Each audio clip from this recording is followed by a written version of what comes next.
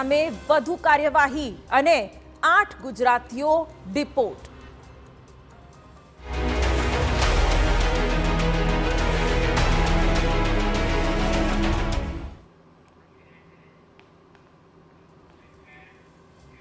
અમેરિકાથી વધુ 8 ગુજરાતીઓને કરવામાં આવ્યા છે ડિપોર્ટ। અત્યાર સુધી 41 ગુજરાતીઓ પરત આવ્યા છે અને આગામી દિવસોમાં હજુ પણ અનેક ગુજરાતીઓની ઘર વાપસી થશે।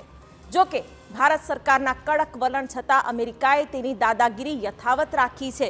જે ગુજરાતીઓને વિમાનમાં પરત મોકલવામાં આવ્યા છે તેઓના હાથમાં હથકડી હતી, એટલે સ્પષ્ટ છે કે ભારતના વિરોધની અમેરિકા પર કોઈ અસર થઈ નથી।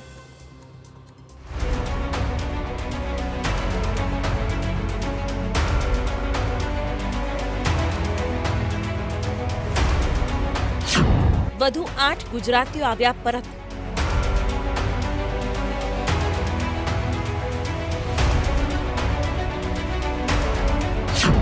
$116 ભારતીયને અમેરિકાથી કરાયા ડિપોર્ટ।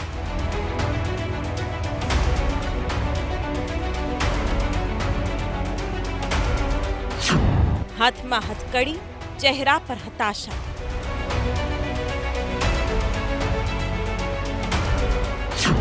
ભારતના વિરોધ છતાં અમેરિકાની આડોડાઈ।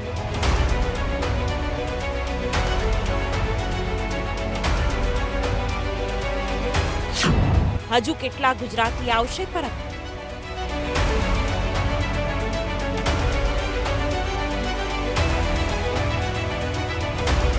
પહેલા 33 ગુજરાતીઓ પરત આવ્યા અને હવે વધુ 8 ગુજરાતીઓને અમેરિકાથી કરવામાં આવ્યા છે ડિપોર્ટ। અને હવે આ સિલસિલો આગામી કેટલાક દિવસો સુધી યથાવત રહી શકે છે, કારણ કે અમેરિકાએ 18,000 કરતાં વધુ ભારતીયોની ઓળખ કરી લીધી છે, જેઓ અમેરિકામાં ગેરકાયદે રીતે રહી રહ્યા છે। એટલે આગામી દિવસોમાં અમેરિકાથી વિમાન આવતા જ રહેશે।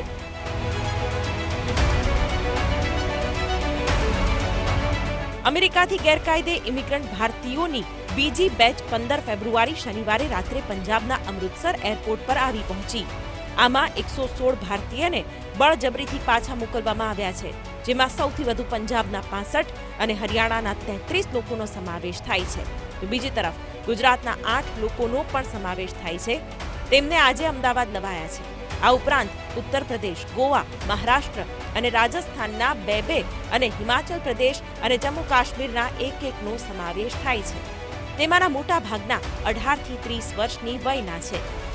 જે 8 ગુજરાતીઓને પરત લવાયા છે તેમાં કલોલના ધવલ કિરીટ લુહાર, કલોલના જ રુદ્ર ધવલ લુહાર, મિહિત ઠાકોર, અમદાવાદના ધીરજ કનુભાઈ પટેલ, માણસાના કનીશ મહેશ ચૌધરી, દીપકપુરી બળદેવપુરી ગોસ્વામી, પૂજા દીપકપુરી ગોસ્વામી, આરોહી દીપક કુમાર ગોસ્વામીનો સમાવેશ થાય છે।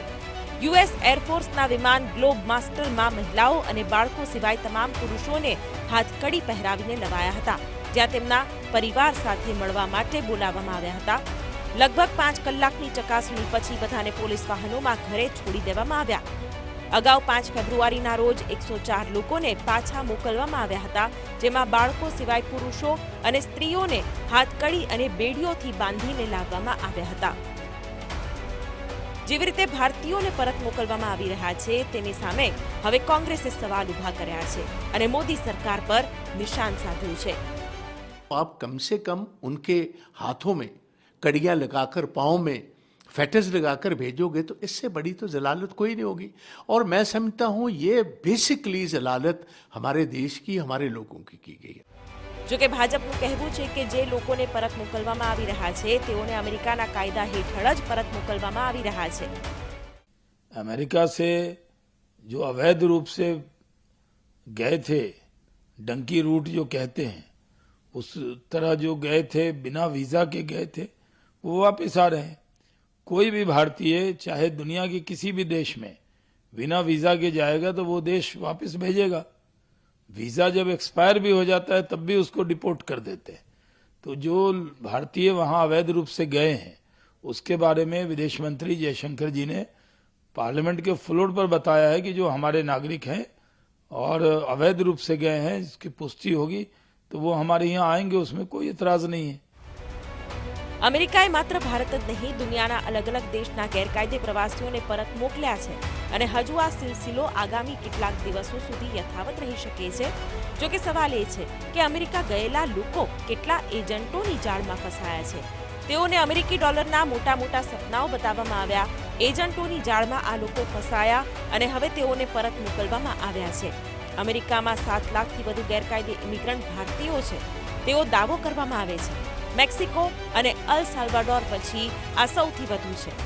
અમેરિકામાં ગેરકાયદે ઇમિગ્રન્ટ સાથે કામ કરતી સરકારી એજન્સી અનુસાર છેલ્લા 3 વર્ષમાં સરેરાશ ગેરકાયદે રીતે ઘૂસવાનો પ્રયાસ કરતા 90,000 ભારતીય નાગરિકો ઝડપાઈ ચૂક્યા છે.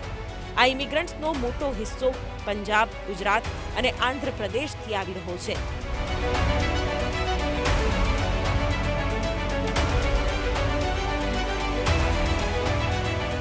ભારતના વિરોધ બાદ મહિલાઓને તો હથકડી લગાવવામાં આવી નથી, જો કે પુરુષોના હાથમાં હથકડી હતી.